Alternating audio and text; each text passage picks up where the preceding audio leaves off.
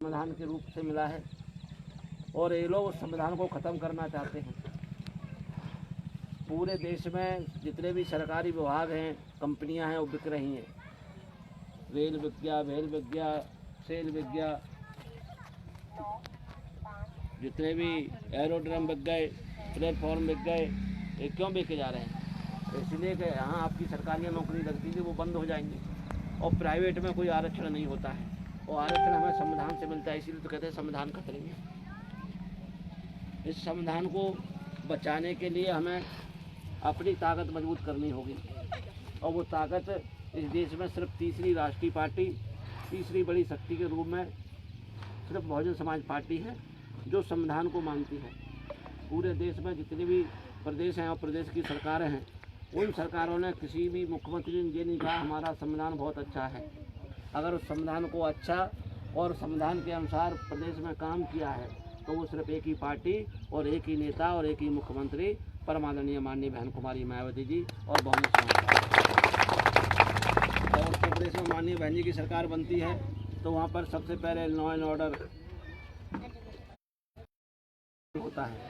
कोई गुंडागर्दी नहीं होती, कोई मारपीट नहीं होती, किसी की ज़मीन पर कब्जा नहीं होता, बहन बेटियों के साथ बलात्कार नहीं होता, उनकी हत्या नहीं होती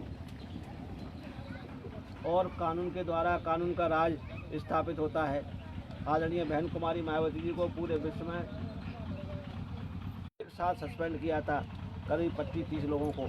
अब बताइए, एक साथ क्लास 1 अधिकारियों को 30 लोगों को सस्पेंड करना किसी भी मुख्यमंत्री के लिए आसान काम नहीं होता, क्योंकि क्लास 1 अधिकारी देश और प्रदेश की सरकार चला रहे हैं। वो ही सेक्रेटरी होते हैं और आप पंचायत से देख रहे होंगे कि सेक्रेटरी पंचायत को कैसे चलाता है। ऐसे देश की पंचायतों को सेक्रेटरी IAS चलाता है और ऐसे IAS IPSओं को बहन जी ने एक बार में 25-30 लोगों को सस्पेंड कर दिया था सिर्फ इसलिए तो उन्होंने भर्ती में घोटाला में कोई भी कर्मचारी, कोई भी नेता भ्रष्टाचार के मामले में जेल में इस मध्य प्रदेश में नहीं गया है, क्योंकि एक ही थाली के दोनों चट्टे बट्टे हैं।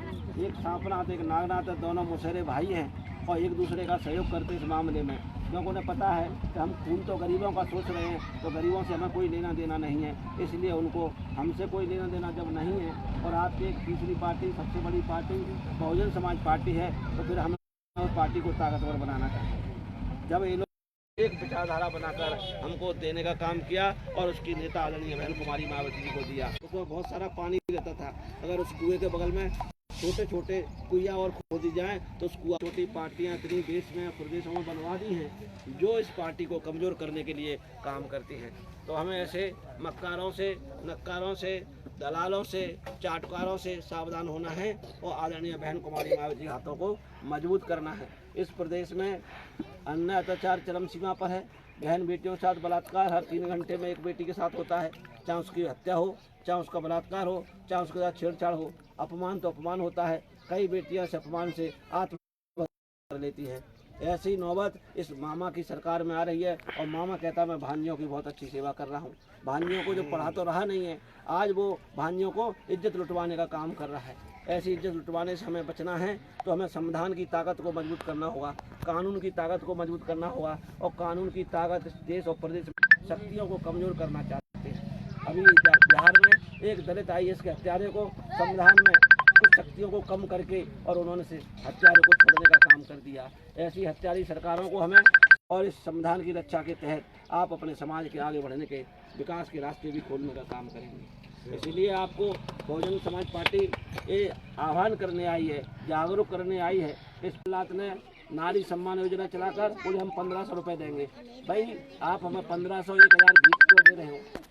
आप नारी सम्मान की बात करते हो, नारी सशक्तिकरण की बात करते हो, तो भिंड में 13 साल की सीता बघेल बहन है, छोटी सी, उस स्कूल से पढ़कर आती है, सोच को जाती है और उसकी दबंगों ने या हत्यारों ने ले जाकर रेप किया और उसके बाद हत्या कर दी और वो हत्यारे 3 महीने हो गए, अभी तो उनका सुराग ही नहीं लगा।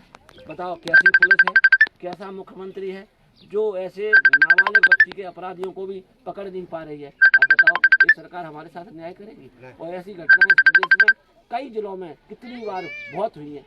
आपके ऐसी अशोकनगर, सिपरी, गुना में भी घटनाएं घटी हैं। इन्होंने खेतों में आग लगवा दी है, इन्होंने झोपड़ियाँ तोड़वा दी हैं, इन्होंने हमारे मकान तोड़वा दिए हैं, हमारी जमीन जायदाद छीनने का दबंगों ने काम किया है। ऐसी कई घटनाएं इस प्रदेश में और जिलों में हो रही हैं और सरकार कहती है हमारी सरकार बहुत अच्छी सरकार है।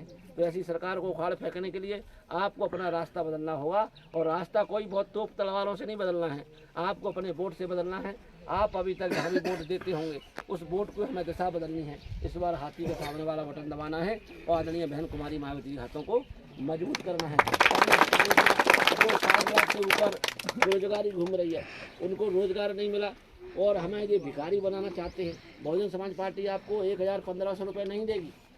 बहुजन समाज पार्टी की जब सरकार बनेगी तो जो हमारे बच्चे हैं छोटे छोटे स्कूलों में पढ़ने जाएंगे तो 1 क्लास से लेकर 12वीं क्लास तक इनको अच्छे स्कूल में अच्छे मास्टर से अच्छी शिक्षा फ्री में दी जाएगी। आपके स्कूलों में फीस नहीं लगेगी, हम फ्री में पढ़ाने का काम उसके बाद कॉलेज में भी हम आपको फ्री में पढ़ाने का काम करेंगे और जब पढ़े लिख जाओगे तो फिर आपको नौकरी भी देने का काम करेंगे, जिससे आप अपने घर परिवार का पालन पोषण अच्छे से करोगे, अपने माँ बाप का नाम रोशन करोगे और आपका विकास भी होगा, तभी होगा। और जी हमको क्या देना चाहते हैं 1,000 रुपये 12,000 रुपये दे देंगे और जब मर्जी आए तब बंद कर देंगे। जैसे इन्होंने 2,000 का नोट चलाया, आज बंद कर दिया, पहले इन्होंने नोट बंद कर दिए।